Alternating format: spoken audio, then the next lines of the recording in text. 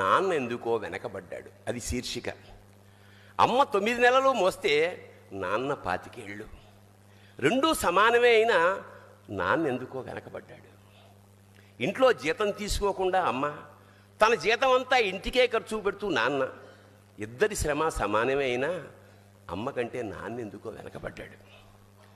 ఏది కావాలి అంటే అది వడ్డీ పెడుతూ అమ్మ, ఏది కావాలంటే అది కొనిపెడుతూ నాన్న, ఇద్దరి ప్రేమ సమానమే అయినా అమ్మకొచ్చిన పేరు ముందు నాన్న ఎందుకో బాగా వెనకబడ్డాడు.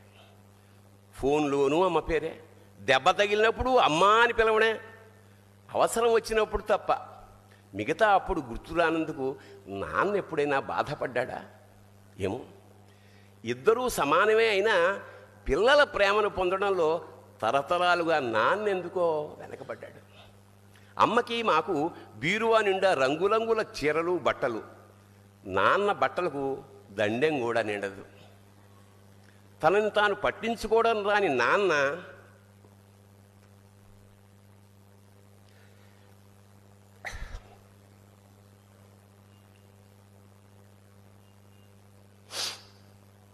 ఎందుకో మాకు కూడా పట్టనంత వెనకపడ్డాడు.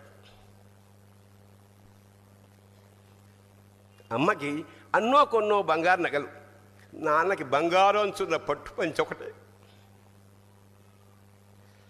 కుటుంబం కోసం ఎంత చేసినా తగిన గుర్తింపు తెచ్చుకోవడంలో నాన్న ఎందుకో పాపం బాగా వెనకబడ్డాడు. పిల్లల ఫీజులు ఖర్చులు ఉన్నాయి ఎప్పుడప్పుడు.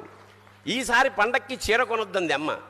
ఇష్టమైన కూర అని చెప్పి పిల్లలు మొత్తం తినేస్తే ఆ పూటకి పచ్చడి మెతుకులతోనే ఇష్టంగా తినే నాన్న, ఇద్దరి ప్రేమ ఒకటే అయినా మా అమ్మ కంటే నాన్న చాలా వెనకబడ్డాడు.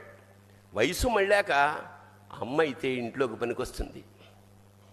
నాన్న ఎందుకు పనికిరాడని మేము తీర్మానం చేసుకున్నప్పుడు కూడా వెనకబడింది నాన్నే. నాన్న ఇలా వెనకబడిపోవడానికి కారణం ఆయన మా అందరికీ వెన్నెముక కావడమే. వెన్నెముక వెనక ఉండబట్టే కదా దన్నుగా నిలబడగలుగుతున్నాం.